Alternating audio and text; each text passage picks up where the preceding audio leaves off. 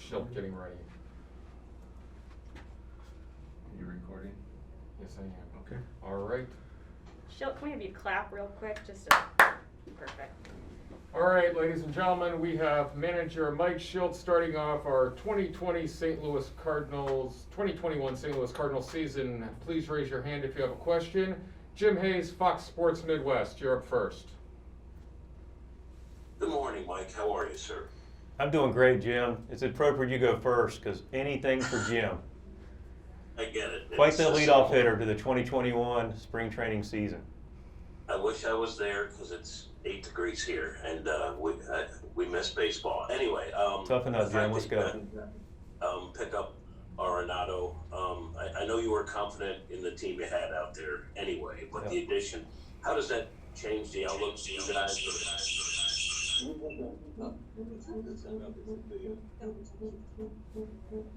That wasn't me.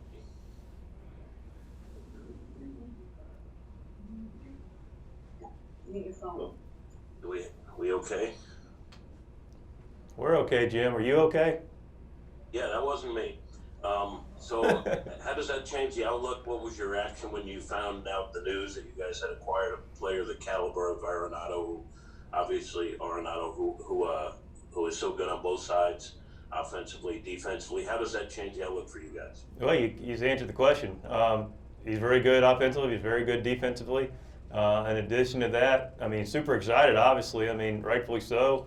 I understand St. Louis has a lot of warm and fuzzy even in the cold temperatures right now for a lot of reasons, including Nolan. And, you know, the guy's a really good player. He's an established player. He's a pillar of what we're doing as far as being strong on both sides of the baseball. And he also is a high character guy that is super dedicated about winning and loves the game of baseball, so he's going to fit right in. All right, Derek Gould, St. Louis Post-Dispatch. Hey, Mike, just as an opening, I guess, can you take us through what today and maybe tomorrow might be like that is different than normal spring trainings? Yeah, Derek, how you doing, man? Hope all's well with you.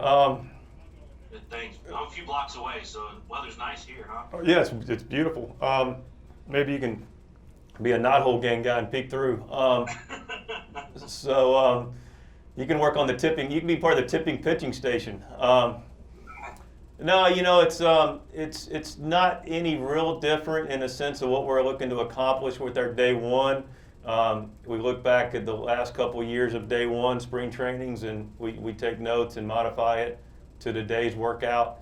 You know, the difference being, you know, the good news is we're already in small groups to begin with in an early setting with the pitchers and catchers.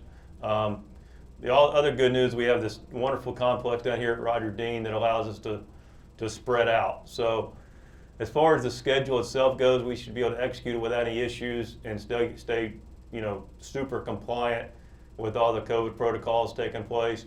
Probably the biggest you know, modification we've had to make is we throw off of a 6-pack of mounds, as you know, and typically we have, you know, up to all 6 being used at one time. We have groups of 4 now. So instead of all 4 being able to throw at one time, we have to go every other mound. So my Charlotte-Mecklenburg education tells me that we have 6 mounds.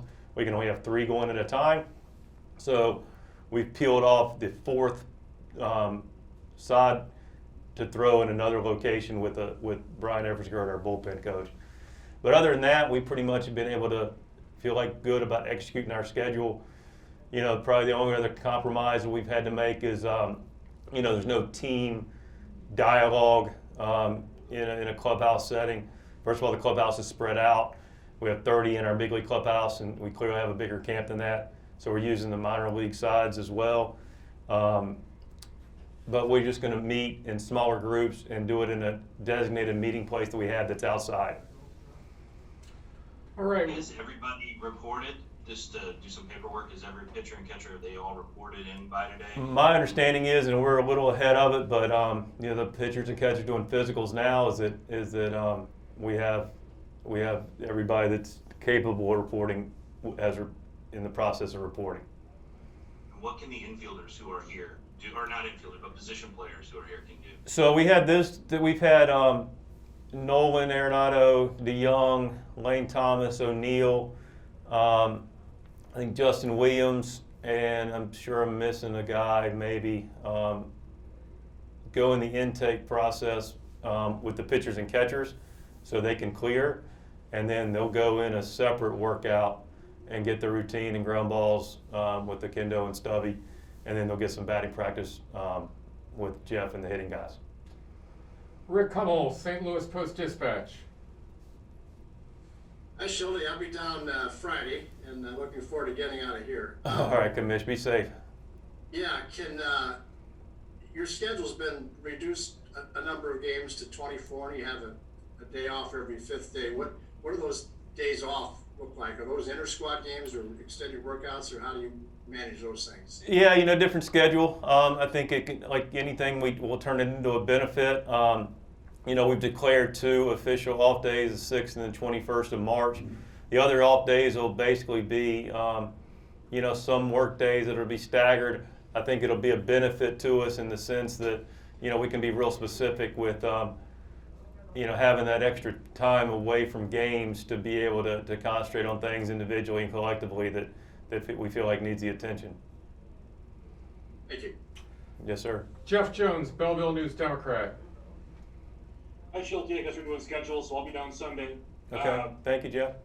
Yeah, anytime. I was curious what you could tell us about Dusty Blake and sort of what his role is going to be on your coaching staff, and also sort of your history with him. I saw that when he was hired at Duke, you were one of the folks that said nice things about him, so I assume that you all have maybe some Carolina connection there, and then maybe just sort of what that looks like for you guys. Yeah, so we first of all, I wish Joey Probinski, who took a promotion with the Los Angeles Angel organization. We wish Joey well, did a great job for us in the role he was in for 2 years, and vacated that role, and we were able to fill it with Dusty Blake, who was the last 3 years a pitching coach at Duke University, and did a great job for Coach Pollard and his staff at Duke, and was a part of players are the reason that you achieve success on a team. But he did his part to help that group go to some unprecedented things at Duke and did a couple of super regionals in a row and help that program take that next step. So as far as his role goes, Dusty's got a real expertise in a lot of different things from a pitching perspective. He's also been a head coach previously at a small school, Pfeiffer. So he's got a baseball background, understanding how the big picture of things look from a baseball perspective.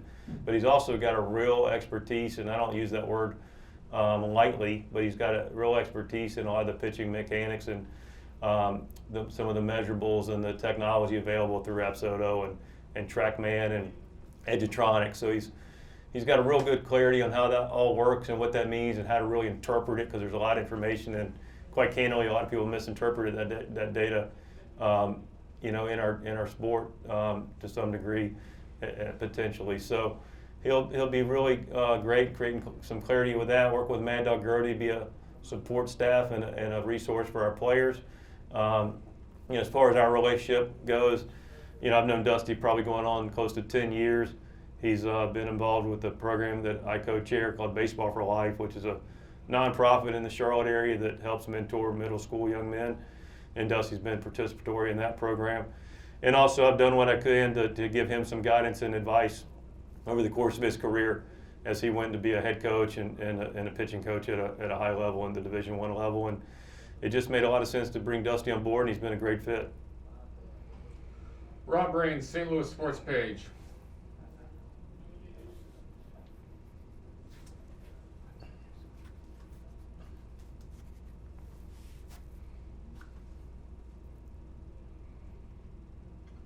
Rob, you're muted. Sorry, I thought I was unmuted. I drove by the complex yesterday, and all the white tents are obvious. Can you talk about what the role those things are going to be for? Yeah, look, we every meal is eaten outside, and we have a designated meeting space for our staff meetings, our player meetings, and then we also have a designated area for some of the COVID stuff that takes place and the testing, and then finally we have areas for the guys to eat and relax a little bit, and a place for guys to work out as well. So we're pretty much an outdoor operation, other than a little bit of work done inside, and changing the clothes and showering. But for the most part, a lot of our time, energy, effort will be spent outdoors, and I'm grateful for the organization for setting up a nice situation from an outdoor perspective, and the tents with nice platforms, and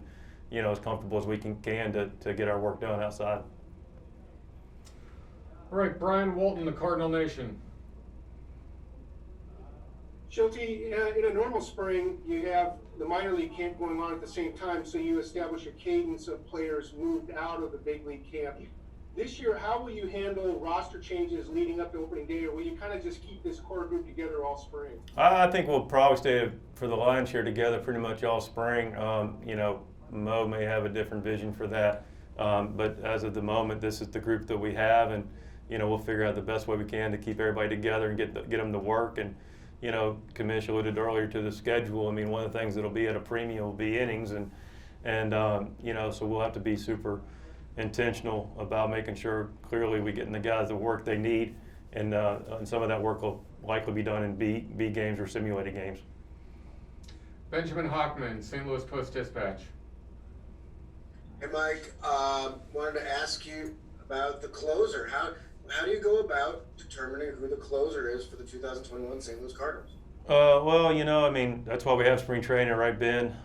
So we'll figure out, and it's hard to really speak to that with any real clarity. We've got options, which is the good news, many of whom everybody knows. The good news, again, is we have a lot of guys that have closed out games and had success doing it. So, but really it'll depend on, we have some guys that have competing for our starters job that, have also been in that role as well. So, we'll just see how camp unfolds. We also have guys that have done it that are more traditional bullpen guys. Hicksy's back, and it looks like he's healthy, and Clary will ease him into camp a little bit and see how it looks. And, then of course you have the, Gallegos and Andrew Millers and guys like that have had some experience, closing games as well. So, it's hard to have this definite, this is the closer kind of moment until, quite candidly, probably won't even be figured out until the very, very end of spring training. Right. Jim Hayes, Fox Sports Midwest.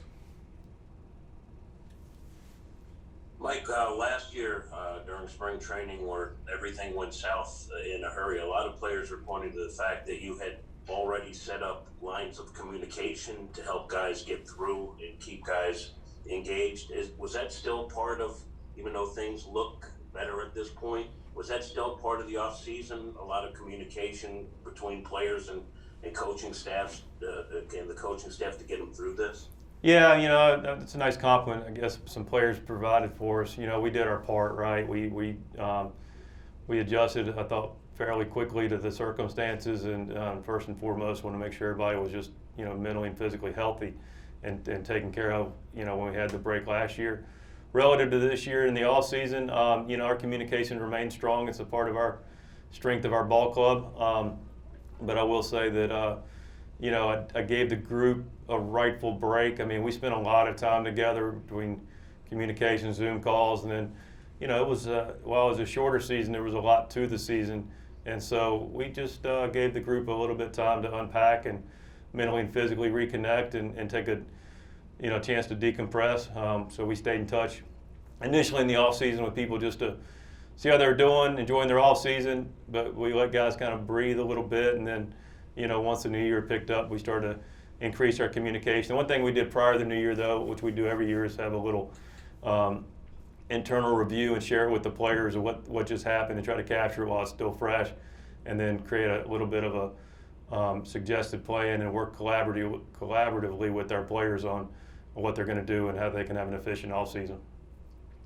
Jesse Rogers, ESPN. Hey, Mike, good to see you. Question about your lineup. I assume once you traded for Arenado, you started writing a few lineups down on a napkin. What might that look like, and how important is it to get the right lefty sort of in the middle there to break up some of those righties? Yeah, Jesse, it's a good question. And it was once Nolan and Mo called me on that Monday evening and told me it was done. I finally was able to mentally and physically a little bit think about some lineups. Again, spring training will dictate some of that.